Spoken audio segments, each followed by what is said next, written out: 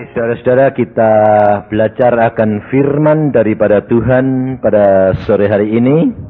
Kita buka firman Tuhan di dalam Kisah Rasul pasal yang ke-26. Mulai ayat yang ke-12.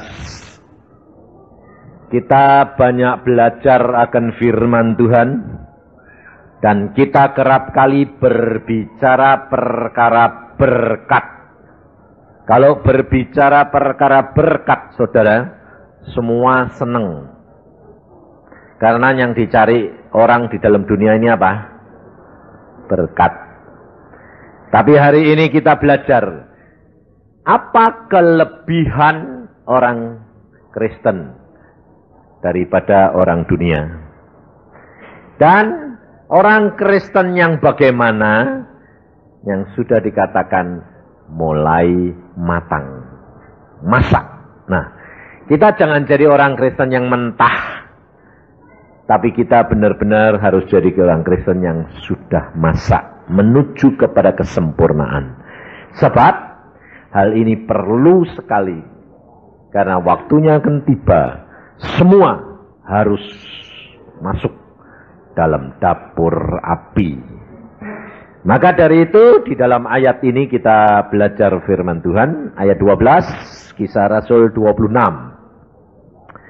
Dan dalam keadaan demikian, ketika aku dengan kuasa penuh dan tugas dari imam-imam kepala sedang dalam perjalanan ke Damsyik, tiba-tiba ya Raja Agripa, pada tengah hari bolong aku melihat di tengah jalan itu cahaya yang lebih terang daripada cahaya matahari.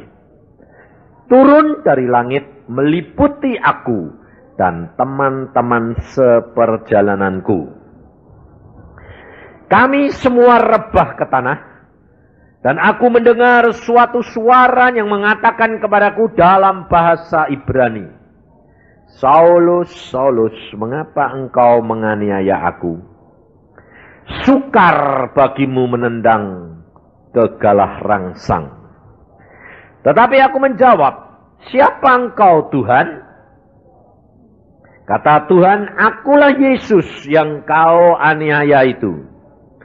Tetapi sekarang bangunlah dan berdirilah. Aku menampakkan diri kepadamu untuk menetapkan engkau menjadi pelayan dan saksi tentang segala sesuatu yang telah kau lihat daripadaku dan tentang apa yang akan kuperlihatkan kepadamu nanti. Aku akan mengasingkan engkau dari bangsa ini dan dari bangsa-bangsa lain, dan aku akan mengutus engkau kepada mereka untuk membuka mata mereka, supaya mereka berbalik dari kegelapan kepada terang, dan dari kuasa iblis kepada Allah, supaya mereka oleh iman mereka kepadaku, memperoleh pengampunan dosa, dan mendapat bagian dalam apa yang ditentukan untuk orang-orang yang dikuduskan. Sampai di sini, saudara. Saudara, ini adalah perkataan daripada Rasul Paulus. Saudara dan saya mengetahui bahwa Rasul Paulus asalnya adalah orang Farisi, di mana dia menentang kekristenan, menentang orang-orang yang mengikut dan percaya Tuhan. Dan bahkan dia mempunyai kuasa penuh menangkap, memenjarakan, bahkan membunuh sekalipun. Kuasa itu didapat dari penguasa-penguasa, kepala-kepala imam dan orang Farisi. Saudara, tidak ada yang dapat membuat Paulus bertobat. Orang mengajar dia, memberitahu dia, tidak ada yang bakal percaya. Bukankah kerap kali saudara ngadepi kenyataan itu? Saudara kepingin orang yang kau kasih itu bertobat, tapi diomongi malah mental terus. Saudara, kita harus belajar dari firman Tuhan. Paulus tidak mungkin bertobat tanpa ketemu pribadi dengan Yesus. Dan kita kerap kali, saudara, tidak bisa mengerti. Berapa orang yang ditangkap oleh Paulus? Berapa orang yang dipenjarakan? Berapa orang yang mati? Berapa orang yang dianiaya? Mengapa Tuhan biarkan? Nah, kita kerap kali tidak bisa ngerti dah. Kita kerap kali kepengennya apa, saudara? Kalau menderita sedikit, langsung cepat-cepat dibebasin, ditemuin Tuhan, enggak? Hah? Iya dah. Itu iman yang dangkal. Itu orang yang baru permulaan. Itu gitu. Sebab bayi baru dilahirkan. Bayinya yang memperhatikan bapak ibunya atau bapak ibunya memperhatikan bayi ini? Bapak ibunya memperhatikan bayi. Kalau anak sudah gede, sudah dewasa, yang memperhatikan bapaknya apa anaknya?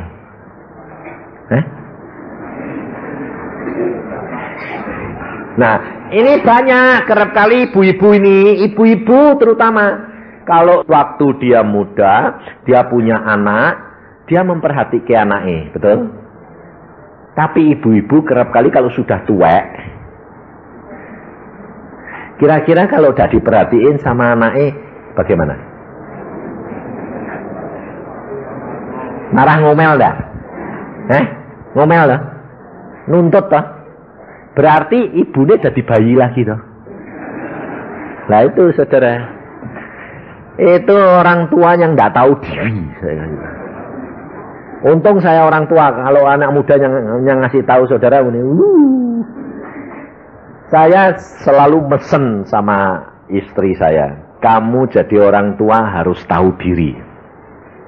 Tugas kita punya anak membesarkan, lalu sudah itu kawin, lepas dari kita, betul tidak? Sebab Tuhan berkata, kalau mereka kawin, mereka menjadi satu dan meninggalkan orang tua. Tapi kenyataan orang tua mau ditinggalkan apa malah mau nempel terus? Nempel terus. Tobat. Orang tua tidak tahu diri. Gitu. Karena firman Tuhan sudah berkata, mereka kalau menikah harus berdiri sendiri. Meninggalkan orang tua. Tapi orang tua ini tidak mau ditinggalkan. Wah, itu perlu pertobatan itu. Maka dari itu saudara belajar firman. Makanya saya kalau berkata sama istri saya, tugas kita sudah kawin, selesai. Kita jadi pengawas. Doain, awasin. Kalau kurang, kasih. Jangan, kayak sudah jadi ya, ayo balikin. Wah! Ayo jujur, kerap kali, kalau anaknya sudah kaya, orang tuanya bilang apa? Wih, banggane cerita-cerita, itu anakku, kalau enggak aku. Nah, lalu kalau anaknya sudah kaya, harusnya dia bilang, puji Tuhan, anakku kaya, betul? Tapi malah dia apa? Ayo kasih dong. Sudah kaya, kok enggak ngasih bapak ibu loh, itu. Dan itu sebetulnya apa? Tradisi yang bertentangan dengan Alkitab. Kita harus pelajari firman Tuhan. Kelebihan orang Kristen itu apa? Justru kelebihan orang Kristen di dalam penderitaan dia bisa ngucap syukur. Ayo, berapa orang Kristen yang bisa begitu? Lalu kamu bilang apa? Wah, belum bisa, Pak. Loh, kalau belum bisa itu masih kanak-kanak, masih bayi itu, jatuh sedikit, mama, gitu. Kira-kira kalau anak sudah umur 20 tahun jatuh, Pak, kamu bilang apa? Anak, kok itu bayi yo. Tapi anehnya, bapak-bapak masih banyak yang gitu. Jatuh sedikit, Mah, nyonyai jadi mamai. Nah, ini saudara, kita harus belajar, saudara. Kapan kita sudah jadi dewasa? Rasul Paulus, Tuhan biarkan begitu. Dia menganiaya orang Kristen. Dia memenjarakan. Bahkan dia membunuh. Karena Tuhan itu tahu. Di dalam Paulus. Kalau dia nanti sudah dimenangkan. Dia akan menarik orang berjuta-juta. Jadi yang dikorbankan puluhan itu dibandingkan jutaan itu berapa? Murah apa mahal? Murah. Sebab segala sesuatu ada harga yang harus dibayar, saudara. Jadi jangan saudara ikut Kristen lalu bilang gini, gratis, mana ada. Ada harga yang harus dibayar. Perhatikan, Samson pada waktu dilahirkan, ibunya dipesan, anak ini ada syaratnya. Tidak boleh potong rambut, tidak boleh minum anggur, tidak dipesan, tidak boleh main perempuan. Akhirnya Samson jatuh karena perempuan toh? Ngerti tidak, saudara? Ada harga yang harus dibayar. Bayangin, orang laki tidak boleh potong rambut dari lahir sampai mati. Kira-kira rambutnya sepanjang apa itu? Ayo. 1, pasti jadi tontonan enggak? Itu harga yang harus dibayar Samson. Sedang orang Israel kalau pesta mesti minum anggur. Tidak boleh. Alkitab yang ada. Paulus dipilih. Tuhan berkata, aku akan asingkan kamu dari bangsa ini dan bangsa-bangsa lain. Kalau saudara dan saya mau hidup di dalam Tuhan, mau menikmati berkat dan anugerah Tuhan, ada harga yang saudara dan saya harus bayar. Kekudusan. Itu keluar daripada kebiasaan bangsa biasa. Keluar daripada dunia ini. Maka saudara kita perhatikan. Paulus pada waktu dia menghadap pengadilan. Dia menghadap Raja Agripa ini. Dia menceritakan tentang hal pengalamannya. Dia ketemu Yesus. Dia bertobat. Apa pandangan daripada orang pandai dan dunia ini? Lihat di dalam ayat yang ke-24. Sementara Paulus mengemukakan semuanya itu untuk mempertanggungjawabkan pekerjaannya, berkatalah Festus dengan suara keras, engkau gila Paulus, ilmumu yang banyak itu membuat engkau gila. Makanya saya bilang, kalau saudara itu jadi orang Kristen belum dicap gila, itu belum Kristen. Karena Kristenmu masih Kristen bayi. Bayi nangis dicap gila enggak? Enggak. Tapi kalau orang tua nangis-nangis kayak orang gila, ngomong dewek kayak orang gila. Lah kamu ini bahasa lidah ditanya, ngomong dewek bahasa lidah apa artinya? Enggak tahu. Kayak orang gila enggak? Nanti di gereja tepuk tangan, nangis-nangis, keluar ketawa-ketawa. Kayak orang gila enggak? Itu saudara. Maka dari itu engkau bisa melihat iman percayamu dengan apa yang terjadi di dalam hidupmu. Banyak orang kepengen jadi orang Kristen selalu bilang apa? Jadi orang Kristen itu yang biasa-biasa saja. Jangan yang ekstrim. Jangan yang aneh-aneh. Yang biasa gitu loh. Kalau saya ditanya, bagaimana Pak, orang Kristen yang biasa-biasa itu bisa masuk surga enggak? Bisa. Wong percaya Yesus itu selamat toh. Bisa Pak. Nah, bisa lah. Buat apa Pak kalau gitu? Baca Alkitab setengah mati, doa banyak-banyak, lalu karunia lidah. Oh lain, saya bilang. Yang biasa-biasa itu nanti di sana punya kapling tanah. Tapi tidak ada bangunan nih.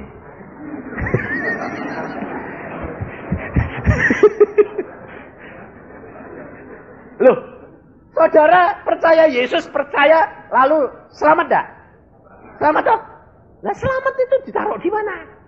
Kalau wong Yesus bilang, aku berangkat ke sana menyediakan tempat, betul? Jangan bilang tempat, itu rumah. Udah, belum tentu. Tanah sih.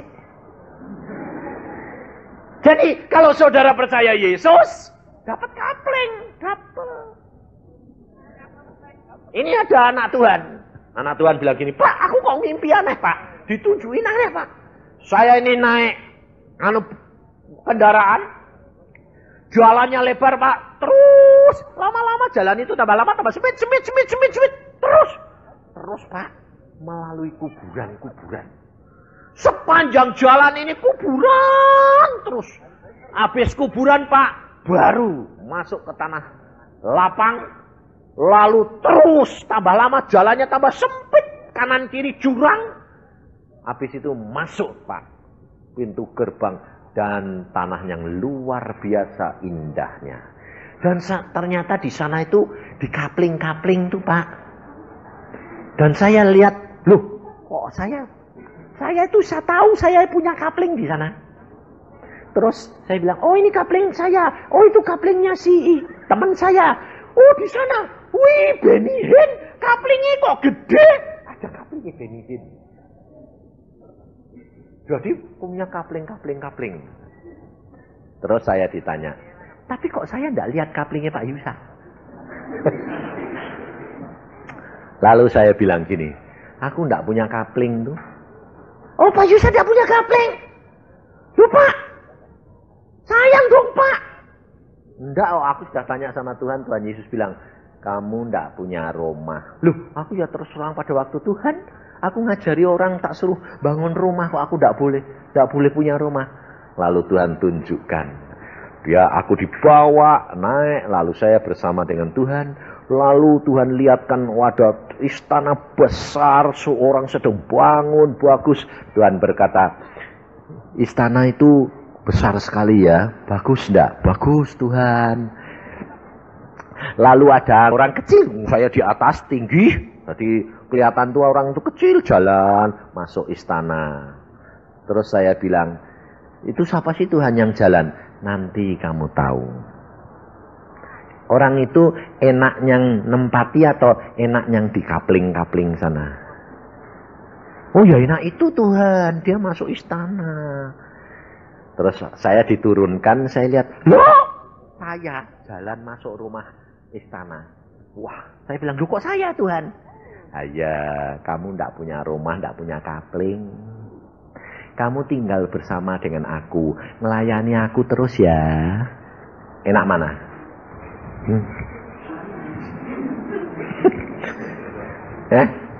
Saya bilang, terima kasih Tuhan. Jadi tidak punya kapling itu belum tentu tidak enak ya Tuhan. Oh belum tentu. Oh kamu tinggal di aku kok. Wah aku bilang, terima kasih. Kok sayang si Tuhan. Tapi ada harga yang harus kamu bayar. Saudara? Ada harga yang saudara dan saya harus bayar. Lalu saya berkata gini, Tuhan, saya diam ini, tidak cerita, tidak saya khotbahkan dulu. Habis itu saya bilang, Tuhan kalau memang itu daripadamu, biar diteguhkan orang lain. Nah, wadah anak Tuhan satu, dia bilang gini, Pak, waduh saya dikasih penglihatan Tuhan, bahwa nanti ini kedatangan Tuhan sebentar lagi sudah datang, dan banyak orang Pak, banyak orang berebut. Dan saya lihat hamba-hamba Tuhan. Saya mengenal mereka yang sudah saya pernah dengar khotbahnya ini. Banyak Pak. Wah berlari. mau masuk pintu gerbang surga. Mereka masih rebutan. Dan hamba Tuhan yang jatuh tidak ditulungi, malah diinjak-injak sama hamba Tuhan yang lain. Lah terus, waktu saya lihat gitu, saya ngebut. Dan saya masuk. Setelah saya masuk pintu gerbang, malaikat yang tinggi-tinggi itu, dia berkata apa? Pintu gerbang ditutup. Saya berkata, itu hamba-hamba Tuhan masih ketinggalan. Malaikat itu ngomong apa? Mereka harus bayar dengan nyawanya. Kaget dia. Mengapa mereka harus membayar dengan nyawanya? Sebab mereka selama ini bekerja hanya untuk kepentingannya sendiri. Hati-hati, saudara. Maka dari itu pada waktu ini hamba Tuhan ini orang biasa. Sekarang belum jadi hamba Tuhan. Masih pedagang, pengusaha gede. Dia pada waktu itu dia datang, dia bilang, tapi kok aneh, Pak Yusak kok tidak ada. Jadi dia itu nyari saya juga. Sebab dia mau tahu. Sebab saya kan diserang kanan kiri. Ini Yusak ini masuk surga apa enggak sih? Jadi dia lihat, Yusak kok tidak ada. Lalu dia tanya sama malaikat, Pak Yusak kok tidak ada? Malaikatnya coba, di sana. Langsung dia masuk dalam ruangan yang indah. Dan di situ ada kursi-kursi Tuhan sedang sidang. Tuhan Yesus sedang memimpin sidang. Tuhan Yesusnya sudah di situ. Dan dia lihat Tuhan Yesus keluar dari kamar. Duduk di kursi, di tengah-tengah semua sidang. Wah, ada kursi satu kosong. Pikir dia, iki kursiku. Waktu sedang dia ngomong gitu, wah lumayan itu ada kursi satu. Tapi dia cari saya tidak ada. Dan dia itu tanya gini dalam hati ini. Loh, Pak Yusak kok tidak ada? Di sini juga ada katanya malaikat tadi ada di dalam. Baru ngomong gitu. Tuhan Yesus itu dia sedang mikir gitu. Tuhan Yesus itu nengok sama dia, sama mesem. Gitu toh. Jadi habis Tuhan mesem. Cuma mesem, dia sudah tahu jawabannya. Sebab pada waktu Tuhan lihat dia mesem gitu, mata Tuhan itu memberi tanda. Itu baru selesai tugasnya. Saya keluar dari kamar Tuhan Yesus. Ting ting ting ting. Weh, keluar dari kamar Tuhan Yesus. Ngapain dia di sana? Loh, aku ini pelayan nih. Ya, boleh masuk kamarnya enggak? Kamu boleh enggak?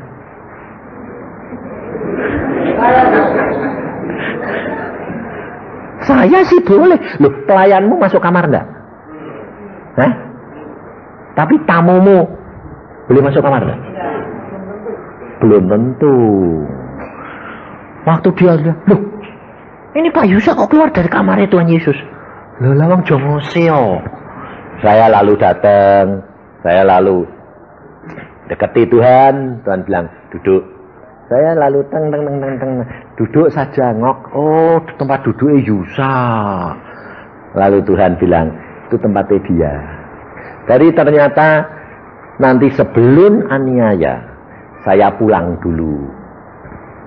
Makanya saya pesan kamu hati-hati gue ya, sing ketinggalan. Hari dan alami. Ini kedewasaan iman. Apa? Di dalam penderitaan tidak menderita. Saudara perhatikan. Rasul Paulus harus menantikan untuk dikirim ke Roma. Dia harus masuk penjara bertahun-tahun. Tidak cuma 2-3 tahun. Lebih daripada 2 tahun. Tetapi dia tidak menderita.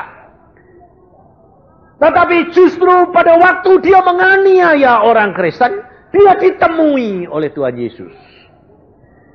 Tapi sedang dia dianiaya pada waktu dia dirajam, sampai dia tidak kuat berdiri, diangkat. Tuhan tidak menemui dia. Ingat akan gurumu Tuhan Yesus. Tuhan Yesus pada waktu dia harus masuk di dalam penderitaan di Taman Getsemani, dia teriak kepada bapaknya, Bapak jikalau boleh, ini cawan lewat. Bapak jawab, tidak. itu ujian dan kedewasaan iman yang masak, matang. Allah tidak menjawab Yesus. Sebab Yesus tahu tidak dijawab, justru itu jawaban. Karena apa? Karena dia percaya Bapa sudah mengukur bahwa dia mampu menanggung derita itu. Alkitab berkata apa? Paulus berani berkata, Allah tidak membiarkan engkau dicobai lebih dari kekuatanmu. Amin. Jadi berarti pencobaan yang melanda engkau itu kamu sudah diukur belum? Berarti kamu mampu tidak? Kok kamu khawatir? Kok kamu kadang-kadang, Tuhan tidak kuat. Loh, berarti kamu lebih tahu dari Tuhan apa enggak? Hah? Ah, itu kurang ajar enggak? Nah itu masalahnya. Kalau saudara sudah tidak kuat, saudara harus ngomong apa? Aku tahu firman-Mu berkata, engkau tidak akan mencobai aku lebih dari kekuatanku. Pada saat aku sudah habis, tidak kuat, dia harus bertindak. Kalau tidak, dia melanggar firman-Nya sendiri. Makanya Tuhan berkata apa? Melalui Paulus, ucapkan syukur dalam segala perkara. Makanya saya kalau sakit, saudara, saya tidak pernah teriak-teriak. Saya kalau sakit, periksa diri, bertobat. Setelah itu saya bilang, terima kasih Tuhan. Tambah parah, terima kasih. Tambah beneran Tuhan. Sebabnya kalau sudah tambah parah, tambah cepat game. Loh, cepat game itu ada dua.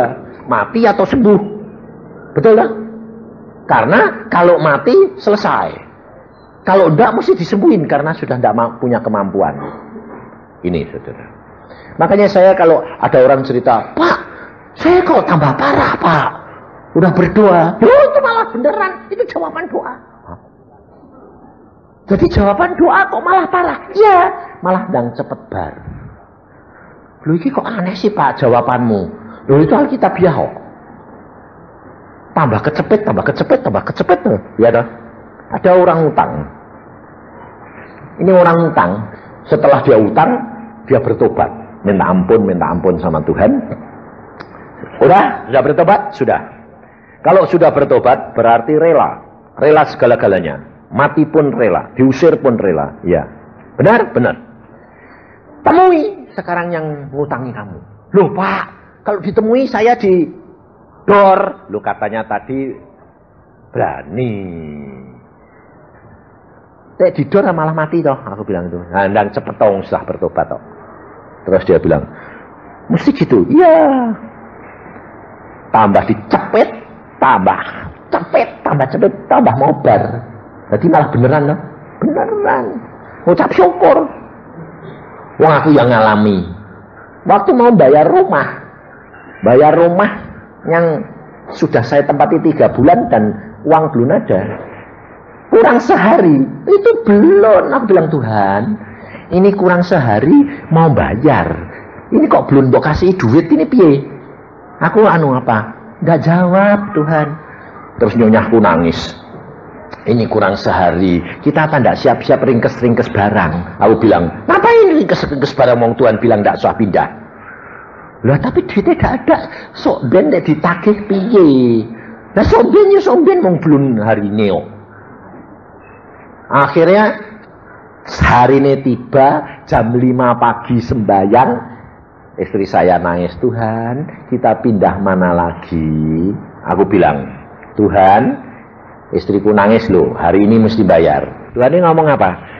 Ngucap syukur, sudah selesai, lulus, uang sedang dikirim.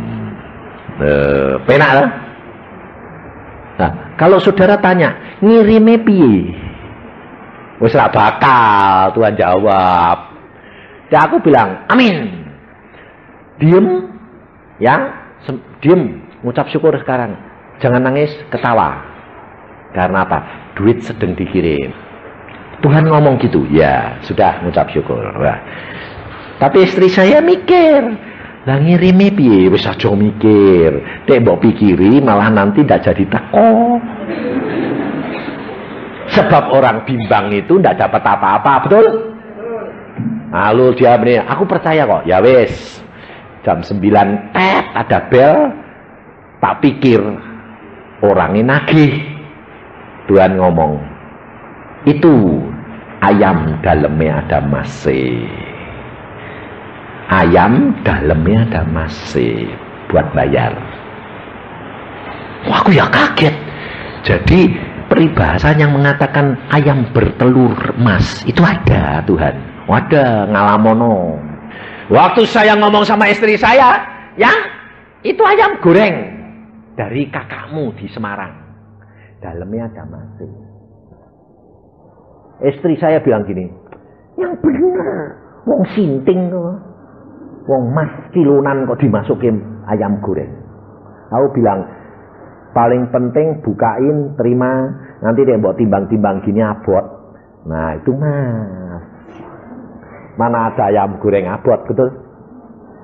Lalu diterima, dia bilang, betul, abot. Nah iya. Lalu dia ketawa-ketawa. Wah, buka ayam goreng kalasan. Tapi dalamnya isinya apa? Emas. Sekilo. Ora saon, sekilo. Bayangin, sampai saya buka. Loh bener, emas sekilo. Dikirim bis malam. Bayangin, sekilo. Saya bawa ke tukang emas jual. Dapat uang. Persis sampai rumah. Yang nagih datang. Pak, sudah punya duit? Sudah. Waktu saya ceritakan, dari mana Pak? Gini. Kok tepat sih Pak? Allahku tidak pernah terlambat. Percaya? Kamu bisa ngalami enggak?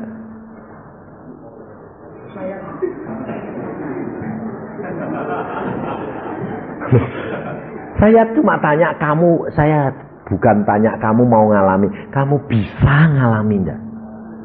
Bisa. Kalau Tuhan kehendaki. Loh. Tuhan Yesus pada waktu di atas kayu salib sampai dia teriak apa? Ya Allahku, mengapa engkau tinggalkan aku? Itu saat yang sudah maksimal secara manusia dia mampu.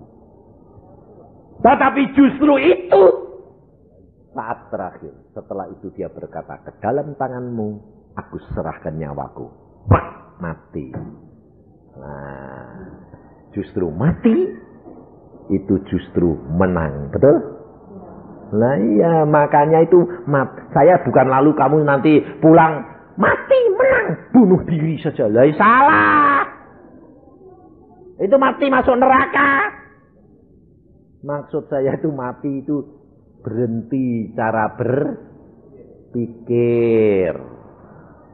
Engkau percaya bahwa Allahmu sanggup lakukan segala perkara. Engkau lihat Rasul Paulus, dia tidak ditemui Tuhan pada waktu dia di dalam penderitaan. Tapi dia tidak menderita. Karena apa? Dia tahu semua rencana Allah indah. Selama dia di dalam penjara, dia cuma ditemui Tuhan satu kali. Lihat di dalam Kisah Rasul 23. Ayat yang ke-11. Kapan dia ditemui? Setelah dia dirajam. Setelah dia mengalami penderitaan. Setelah dia bersaksi. Ayat 10 saya akan baca dulu. Maka terjadilah perpecahan besar sehingga kepala pasukan takut. Kalau mereka akan mengoyak-ngoyak Paulus. Karena itu ia memerintahkan pasukan untuk turun ke bawah dan mengambil Paulus dari tengah-tengah mereka dan membawanya ke markas.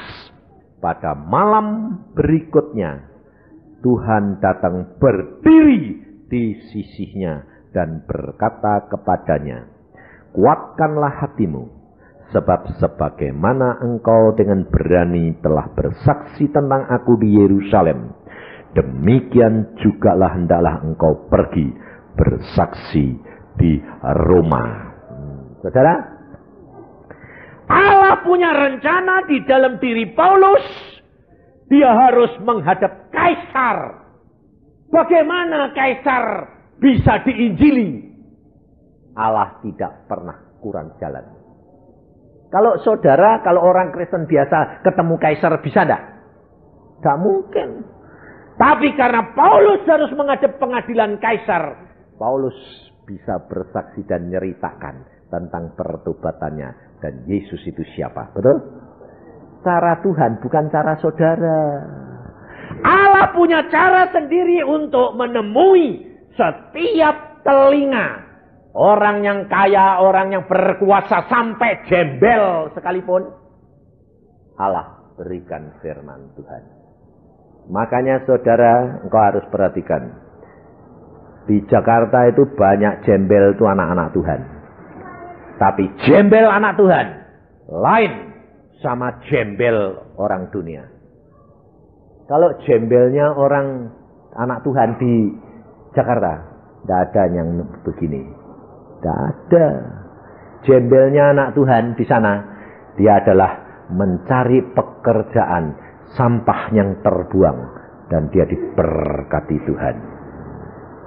Jadi dia sudah sadar, dia tidak begini. Tidak minta. Jadi kalau yang minta-minta di tengah pinggir jalan, itu pasti bukan gembel Kristen. Yang gembel Kristen, saudara, mereka mempunyai kepercayaan. Di bawah kolong anak-anak Tuhan banyak yang nginjil ke sana. Jangan saudara kira yang nginjil itu orang miskin. Dah, direktur yang nginjil.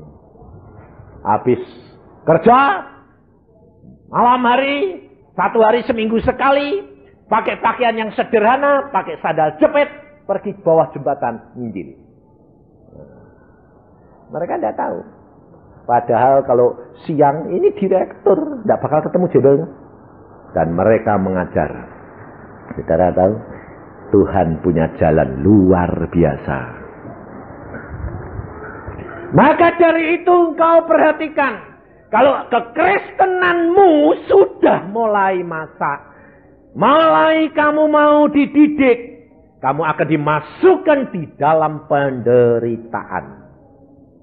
Dan kamu dari kecil penderitaan demi penderitaan, itu untuk menguji iman percayamu sampai di mana. Kalau engkau sudah lulus, berkatmu dinaikkan.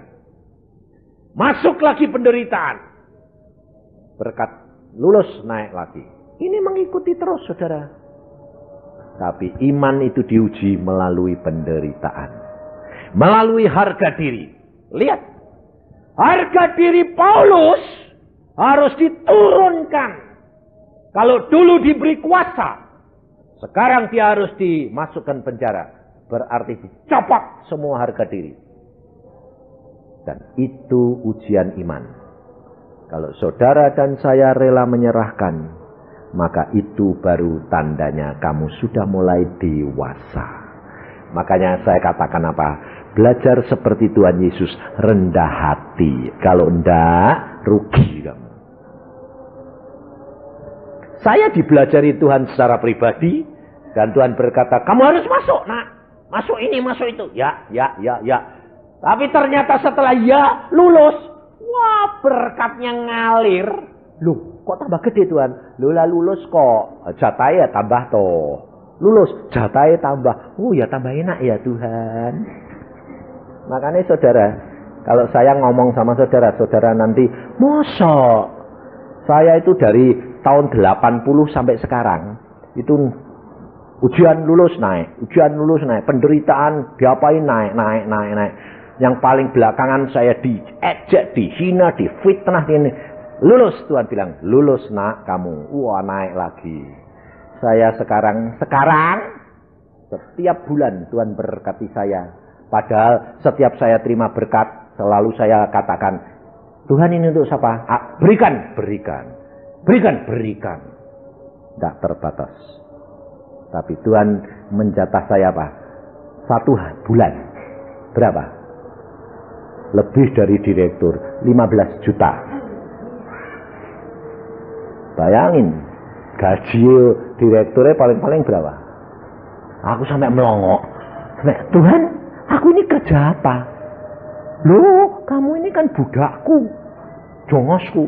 Jongosnya Tuhan kok gaji kok puluhan juta. Loh, aku punya langit dan bumi yo.